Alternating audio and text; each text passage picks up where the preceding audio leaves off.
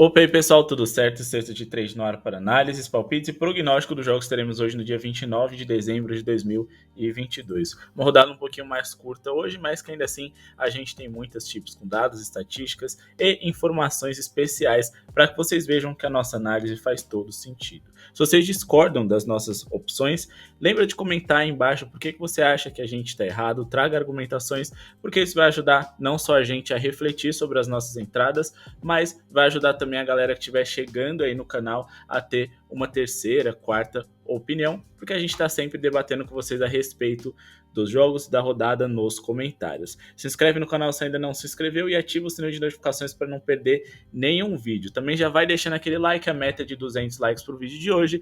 E se você não conhece o nosso grupo VIP, aqui está lá com tips exclusivas e muito material extra para você ser bem lucrativo.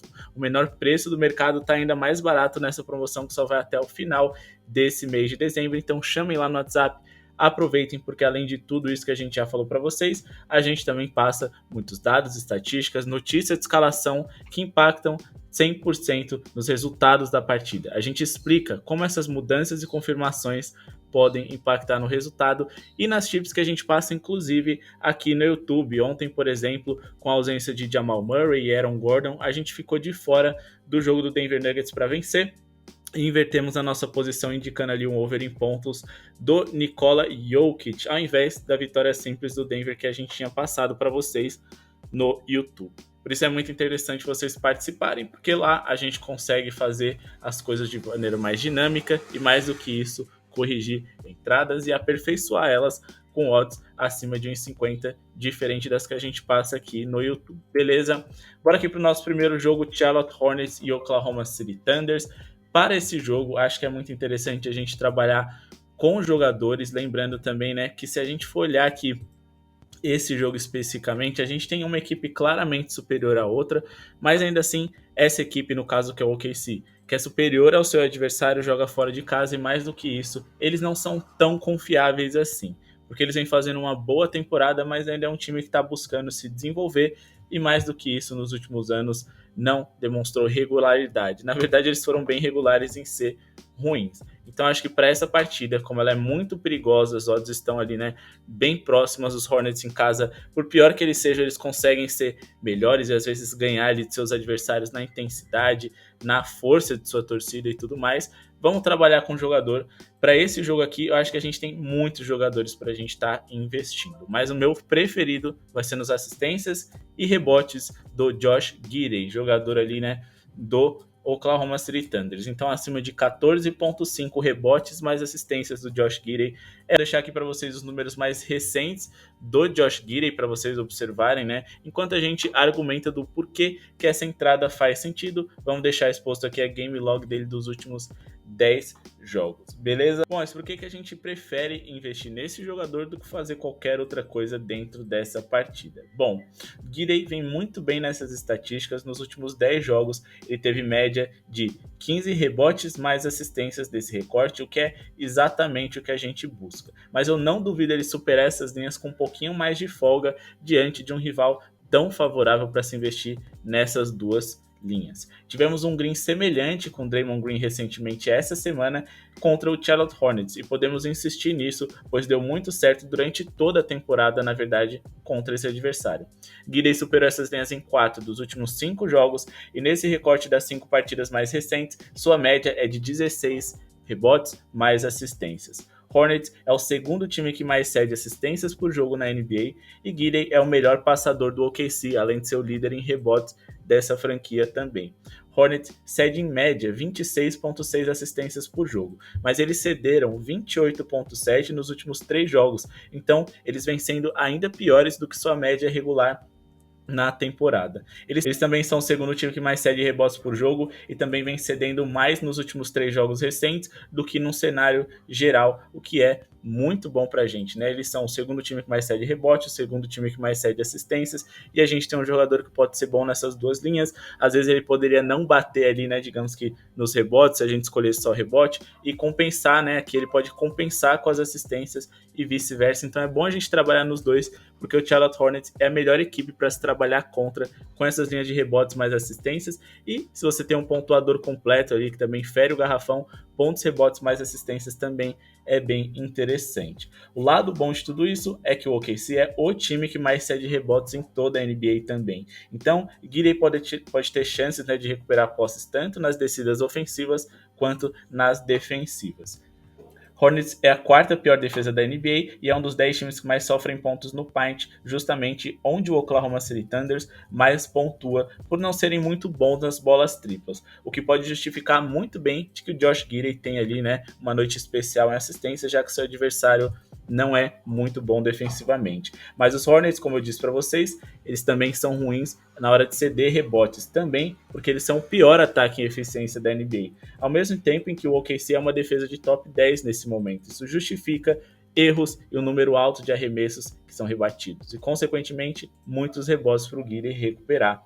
Mais do que isso, estamos falando do time mais rápido da NBA nos últimos 10 jogos e do sétimo time mais rápido da NBA também nesse recorte. Então, eu acredito que teremos um jogo com muitas posses e arremessos e, com isso, mais chances de se pontuar pós-assistências do Josh Giddey e também de um alto número de arremessos equivocados, o que resulta em muitos rebotes também para ele recuperar. Então a gente tem um cenário praticamente perfeito aqui, um adversário que cede muitas assistências, muitos rebotes, tem uma defesa ruim, não tem uma eficiência ofensiva tão alta, o time que estamos a favor defensivamente é bom e, mais do que isso, dois times que gastam pouco relógio, tem muitos arremessos por minuto e, com isso, você consegue fazer muitos pontos em transição com a defesa desorganizada e, mais do que isso, né, também produzir muitos arremessos por minuto, o que aumenta as nossas chances de over em qualquer linha que seja. Então, cenário perfeito para acima de 14.5 rebotes mais assistências do Josh Giddey. Beleza?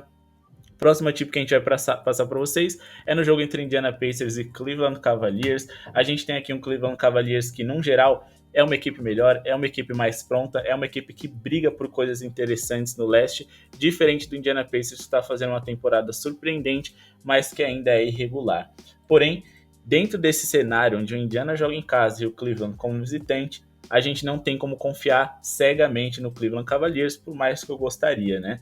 Então, o meu palpite para essa partida vai ser um handicap de mais 8.5 para o Indiana Pacers. Então, o jogo entre Indiana Pacers e Cleveland Cavaliers, o nosso palpite é handicap de mais 8.5 para o Indiana Pacers, pagando em torno de 1,50 aqui, né? O que já é o mínimo interessante que a gente gosta de trabalhar. Nessa tip, né, o Indiana Pacers eles podem ganhar o jogo por qualquer placar que a gente ganhe o green, ou perder de no máximo 8 pontos. O que eles não podem é perder por 9 pontos de diferença ou mais.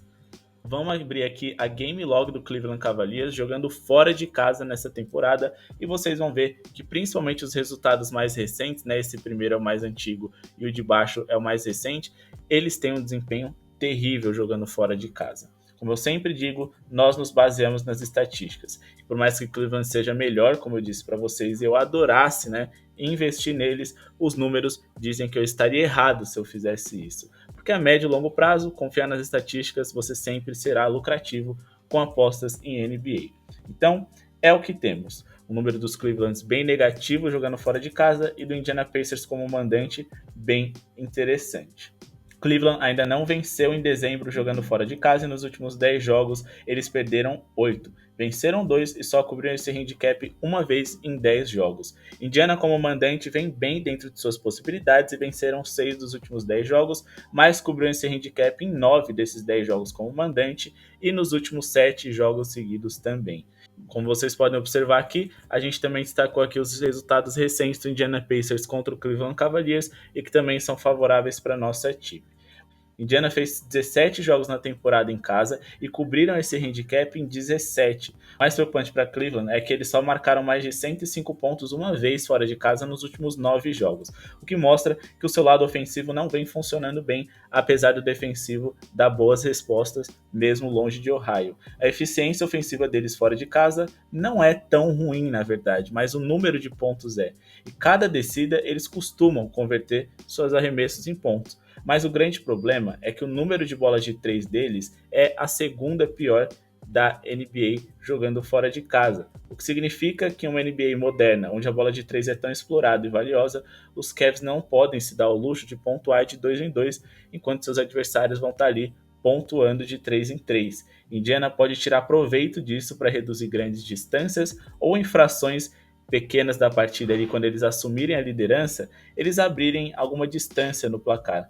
Eles são o quarto mandante com mais bolas de 3 por jogo e top 10 em eficiência nas bolas triplas. Isso também é uma má notícia do lado defensivo dos Cavs, já que fora de casa são top 10 times que mais permitem bolas de 3 tentadas, convertidas, e é onde o Indiana Pacers mais gosta de pontuar. Nos últimos 10 confrontos direto, Indiana cobriu esse handicap em 9 desses jogos. Inclusive, as franquias se enfrentaram há menos de um mês em Cleveland, e os Pacers também cobriram esse handicap justamente onde são mais fracos e o Cleveland mais forte, ou seja, em Ohio. Então hoje, se o Haliburton jogar, se ele se confirmar, ele que é dúvida para hoje, essa tip é a mais indicada para essa partida. A gente tem um histórico recente favorável, o Indiana Pacers que cobriu praticamente todos os jogos aqui, só ficou um, né? Só perdeu um jogo jogando em casa por mais de 8 de diferença, e um Cleveland Cavaliers que recentemente só vem decepcionando jogando como visitante e quando vencem, não vencem por uma grande distância. Mais do que isso, eles têm problemas para pontuar em alto volume e mesmo que a defesa deles hoje seja perfeita, eu não acho que eles consigam se distanciar do placar contra um adversário que pontua bastante de 3, joga em casa e vem bem confiante para essa partida hoje. Então até aqui nós temos acima de 14.5 rebotes mais assistências do Josh Giddey e temos também aqui um handicap de mais 8.5 para o Indiana Pacers.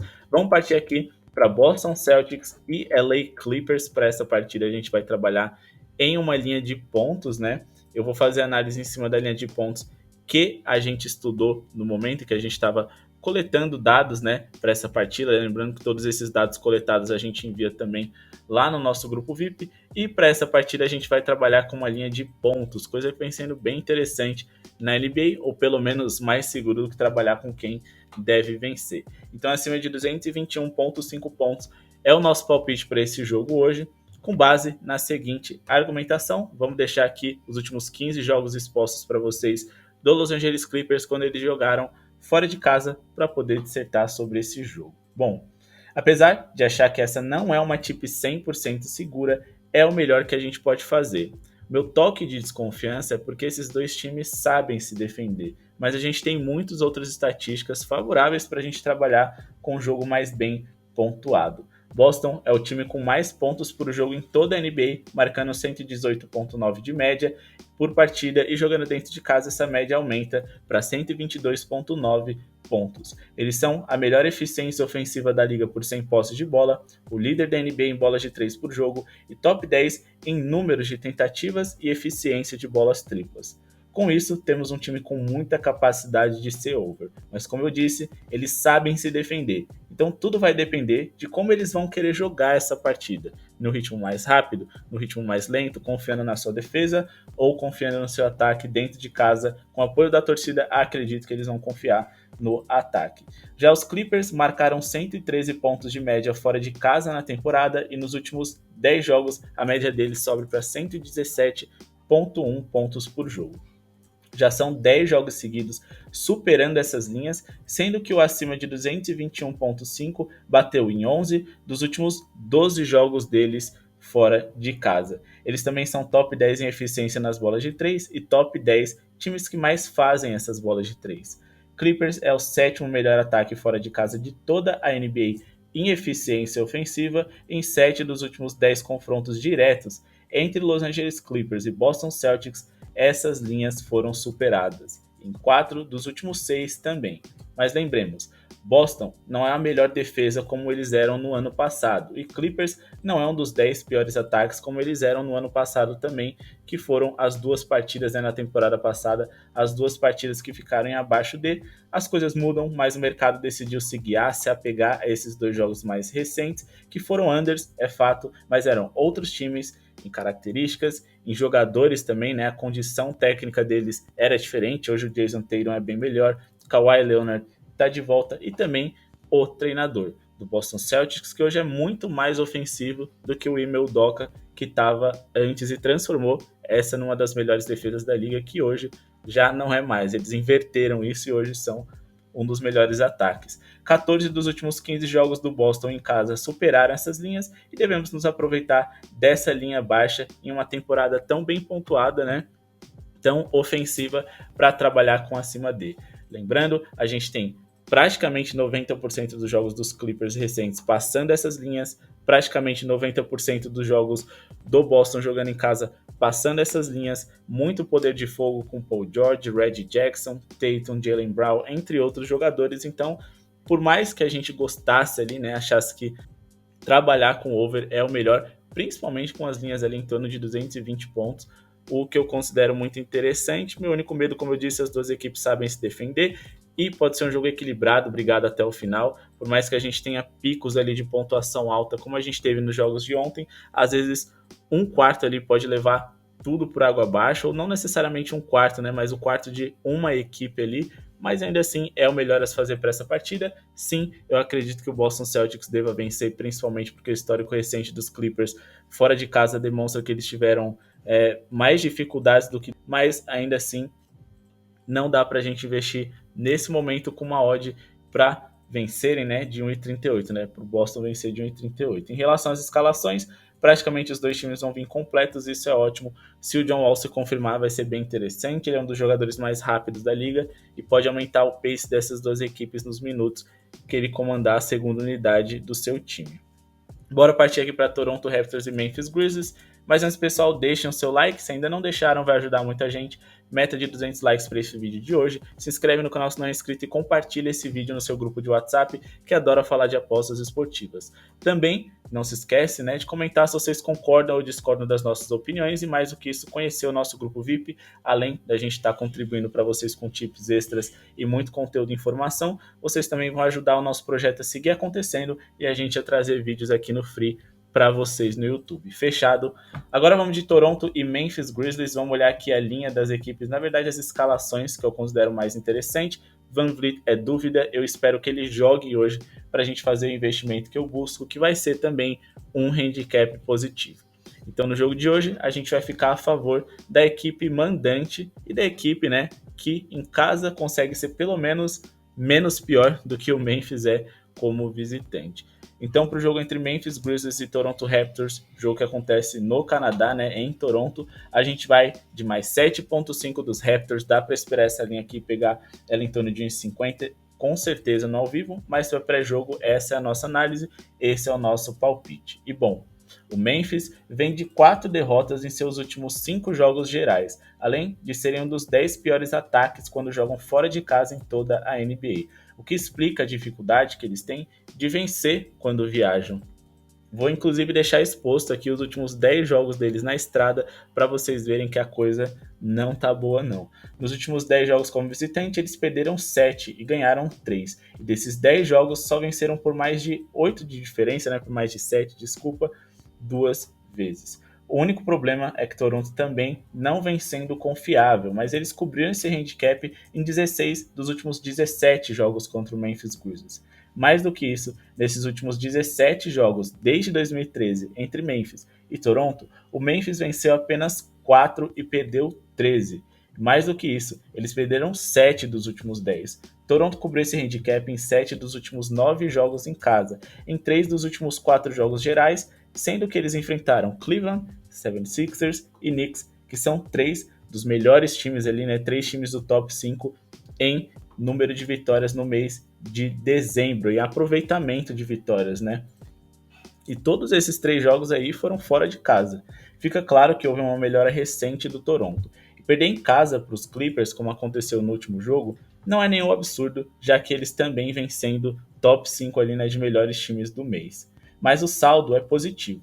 E o Memphis, nesses últimos 5 jogos, nesse mesmo recorte em que o Toronto mostrou uma melhora, eles só pioraram. Eles mostraram tanta fragilidade que eles foram o time, empatado com alguns outros, é verdade, que mais perdeu nesse recorte. E o pior ataque desse período também. Se já seria ruim enfrentar o Toronto Raptors, que é um dos 10 times que menos sofrem pontos no Paint, sendo que esse é o setor onde você melhor pontua, imagina quando você é a segunda pior equipe fora de casa em bolas de 3 em aproveitamento e em bolas convertidas triplas também. e realmente não sei de onde o Memphis Grizzlies vai conseguir pontuar em alto volume para poder se distanciar dos seus adversários. Eles teriam que hoje fazer uma partida praticamente perfeita, superando ali, né, suas dificuldades nas bolas de 3 e superando a forte defesa de paint do Toronto Raptors, que tem muitos jogadores ali, né, com uma envergadura alta, como Scottie Barnes, o Siakam e o OJ Anunoby. Sem contar Trent Jr. e Fred VanVleet, que são jogadores que sabem pressionar muito bem armadores.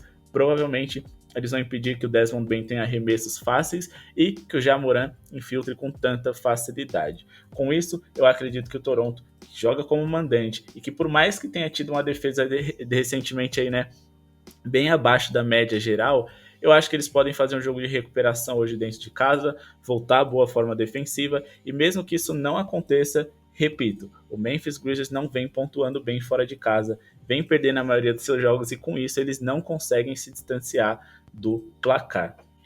Se a gente for olhar aqui, né, o histórico recente do Memphis Grizzlies jogando como visitante, eles perderam 7, como eu disse para vocês, e tiveram 2 vitórias ali em que eles conseguiram se distanciar até que legal ali de seus adversários, mas um deles foi contra o fraco Detroit Pistons e o outro ali, né, foi contra o Phoenix Suns desfalcado. Então, tenho muitos pontos de interrogação em cima desse Memphis Grizzlies jogando como visitante. Em algum momento eles vão se ajustar, como eu acredito que os Cavs também vão se ajustar, mas até aqui esses dois times jogando fora de casa não dão para confiar, beleza?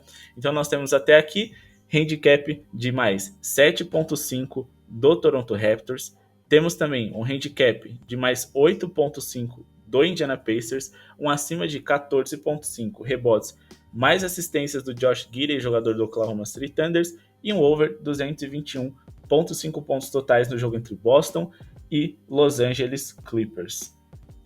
Vamos partir agora para San Antonio Spurs e New York Knicks. A gente tem aqui um claro favorito. O New York Knicks jogando dentro de casa vem vindo muito bem, mas fora de casa eles são dos melhores times da NBA nesse mês de dezembro. Por mais que eles tenham tido uma sequência negativa de 4 derrotas consecutivas, o San Antonio Spurs é um time que vem com sequências negativas desde que a temporada começou. Praticamente sem nenhuma intenção de vencer, porque quanto mais eles perdem, melhor para eles vai ser, para garantir o prospecto Victor Wembanyama para os próximos anos e poder reconstruir o seu futuro em volta dele. O grande problema é que o New York Knicks vem sem jogadores importantes, e mais do que isso, eles sofreram uma virada impactante para o Dallas Mavericks no jogo anterior, o que pode afetar a confiança desses jogadores. Jalen Brunson é dúvida, e talvez o fato dele não ter jogado contra o Dallas pode servir de desculpa para eles acreditarem que, com o Brunson a gente consegue voltar aos trilhos. O único problema, como eu disse, ele é dúvida. RJ Barrett, um dos melhores jogadores desse time, tá fora, mas ainda assim, na temporada em geral, apesar dele vir fazendo bons jogos, esse jogador, sinceramente, ele tá jogando abaixo do esperado nesse ano, em que muitos esperavam que ele tivesse um salto. Mas a rotação do New York Knicks vem sendo interessante. O Quickley, o Quentin Grimes vem dando conta do recado, então acho que sim, eles vão vencer esse jogo. Eu não vou investir nessa partida, mas sinceramente é o melhor a se fazer. Não dá para confiar no San Antonio Spurs, e por mais que eu não seja fã desse elenco do New York Knicks, eles vêm calando muitas bocas recentemente e é o grande favorito aqui, mesmo jogando como visitante. Para quem não sabe, a gente sempre deixa pelo menos um jogo com palpite, análise exclusiva para o pessoal do grupo VIP.